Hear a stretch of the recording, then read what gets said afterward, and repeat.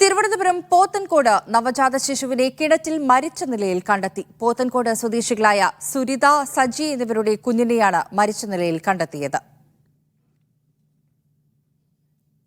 മുഹമ്മദ് ആഷിഖ് ചേരുന്നു. ആഷിഖ്, വിവരങ്ങൾ.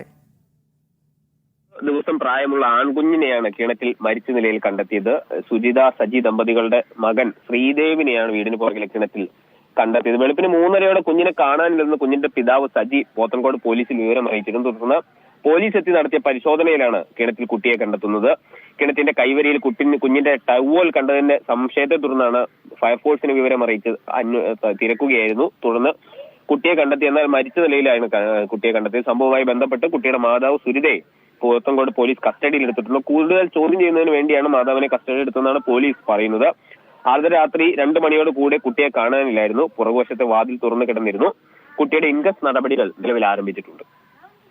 ശരി, കുഞ്ഞിന്റെ ഇൻക്വസ്റ്റ് നടപടികൾ ആരംഭിച്ചിട്ടുണ്ട്. തിരുവനന്തപുരം പോത്തൻകോടാണ് ഇത്തരത്തിൽ നവജാത ശിശുവിനെ കിണറ്റിൽ മരിച്ച നിലയിൽ കണ്ടെത്തിയിരിക്കുന്നത്. വിവരങ്ങൾ നൽകുകയായിരുന്നു മുഹമ്മദ് ആഷിഖ്.